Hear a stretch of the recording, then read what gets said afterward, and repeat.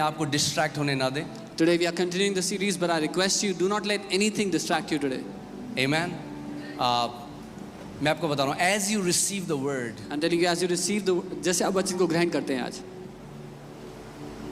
you will be set free from so many traditions. आप बहुत सारे रीति रिवाजों से आज़ाद होंगे और आप ये जानेंगे कि कितनी बड़ी दया आपके ऊपर हुई है। and you will know how great a mercy God has shown towards आप you. ये जानेंगे कि वो परमेश्वर कितना महान है और कितनी करुणा से भरा हुआ है जिसने आपको आपका नाम लेकर बुलाया है। You will know how great that God is who is called you by your name. Amen. Hallelujah. So चलिए वचन की तरफ चलते हैं। Let's go into the word. So now what happens is when we say Jesus is the Son of God. अब क्या होता है जब हम कहते हैं कि यीशु परमेश्वर का पुत्र है?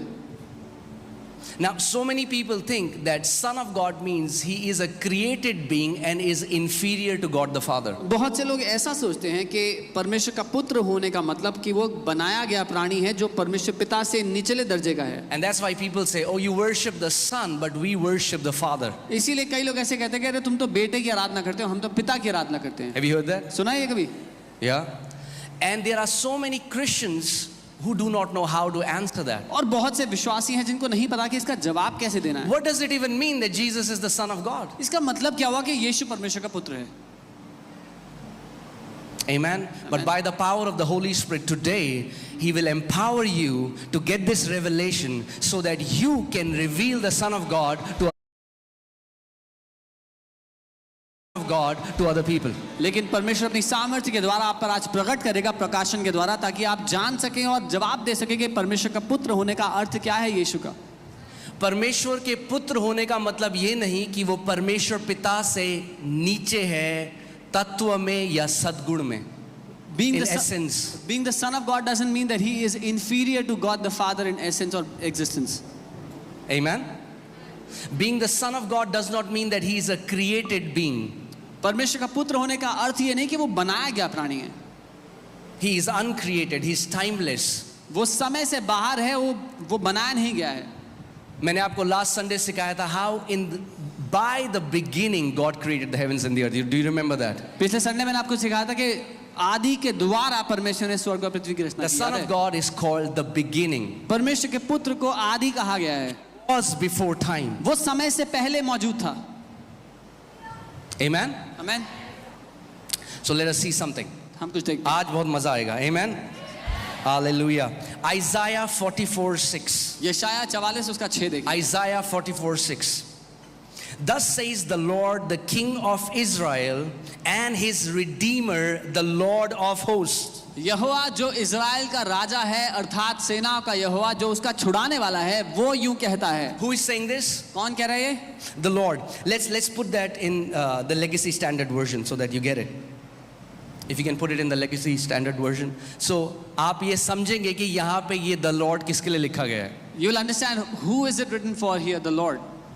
Right? Even though the Bible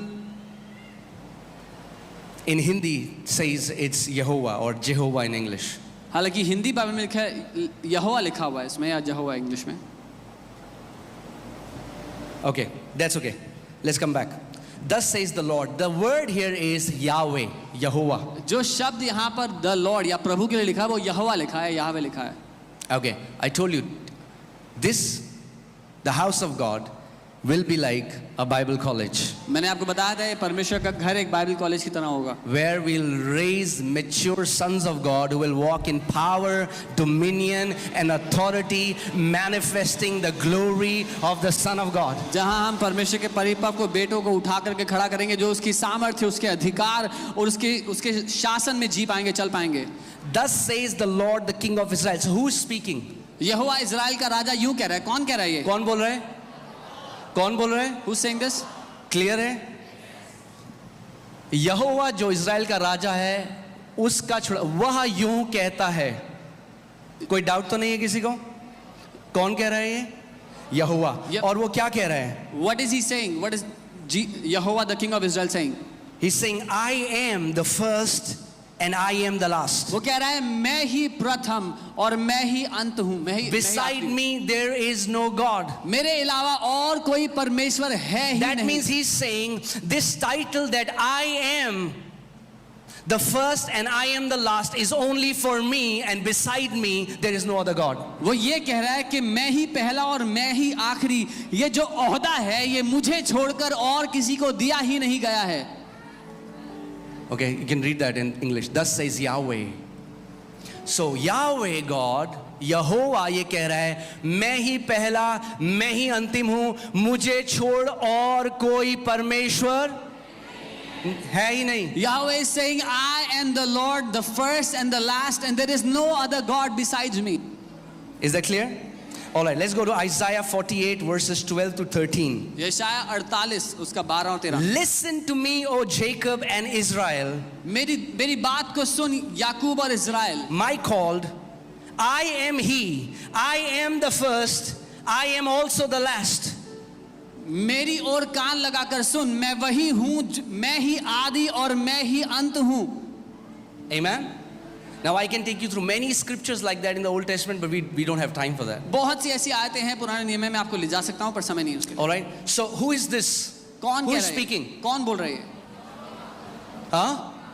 Yehovah. Okay. So Yahweh is saying, यहोवा कह रहा है, indeed my hand has laid the foundation of the earth, निश्चय मेरे ही हाथ ने पृथ्वी की नींव डाली, and my right hand has stretched out the heavens. और मेरे ही दाहिने हाथ ने आकाश फैलाया। When I call to them, they stand up together. जब मैं उनको बुलाता हूं तो वो एक साथ उपस्थित हो जाते हैं। Okay, hallelujah. Let's go to Revelation 22, 12 to 13. हम प्रकाशित वाक्य 22 उसका 12-13 पढ़ते हैं।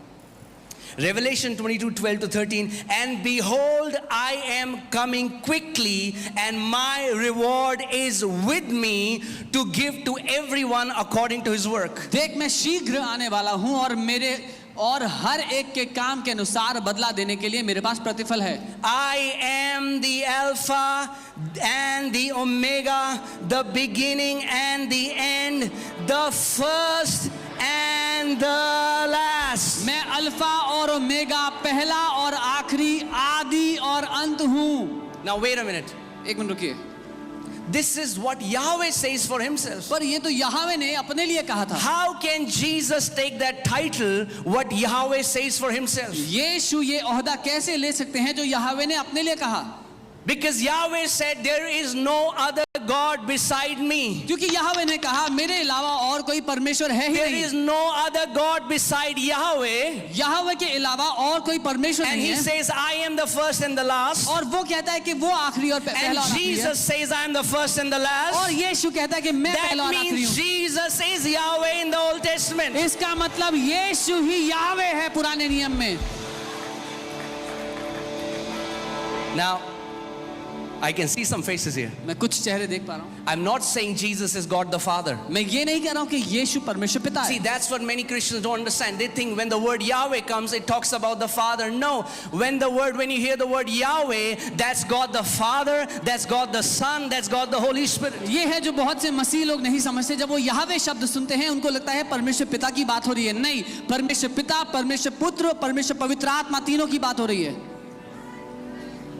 That's the mystery of godliness. ये रहस्य है परमेश्वरत्व का। That's the mystery of Godhead. ये परमेश्वर जो सर है उसका रहस्य है। The Father, the Son, the Holy Spirit are co-equal and existed before time. वो पिता, पुत्र और पवित्र आत्मा जो बराबर हैं और जो समय से पहले थे। But they are not three gods. पर वो तीन परमेश्वर नहीं है।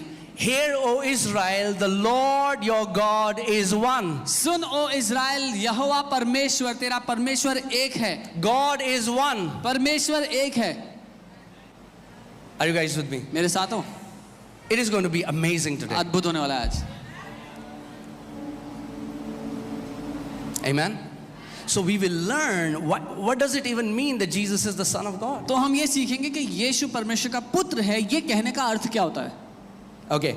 Let's go to Revelation 21, 6 to 7. प्रकाशित वाक्य 21, 6 और 7। And he said to me, और उसने मुझसे कहा, it is done. हो गया, I am the Alpha and the Omega, मैं ही अल्फा और ओमेगा the हूं, beginning and the end. पहला और आखिरी। I will give of the fountain of the water of life freely to him who thirsts. आदि और अंत हूं, मेरे पास जो जीवन का जल के सोते में से सेत में पिलाऊंगा। Who is speaking to John? कौन कह रहा है यूहन्ना से?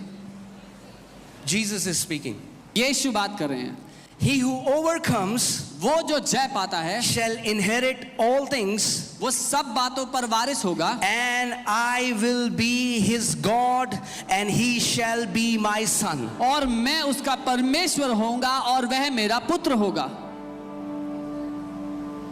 Are you getting what I'm saying?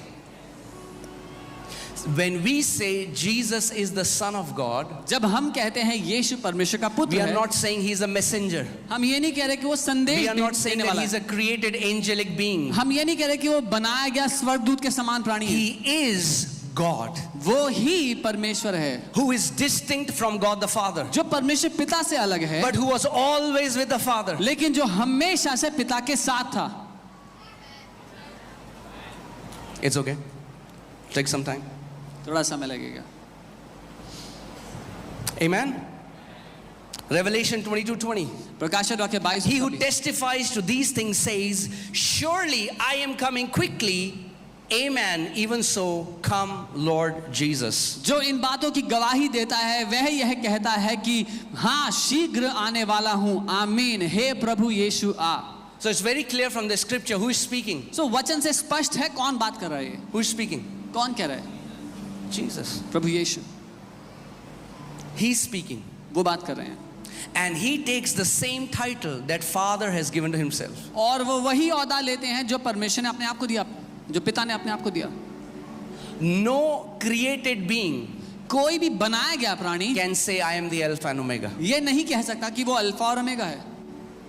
No man, कोई मनुष्य, because they are teaching that Jesus was a man, he attained a consciousness, became Christ consciousness, and then he ascended up to become a God. It's not true. क्योंकि ऐसी शिक्षाएं हैं कि यीशु एक मनुष्य था जिसने मसीह की मानसिकता पा ली, उसको अटेन कर लिया और फिर वो एक ईश्वर का दर्जा पा गया। ऐसा सच नहीं है ये। Jesus was always God. यीशु हमेशा से परमेश्वर रहा है। Are you guys with me? Come on, say amen. बोले आमेन।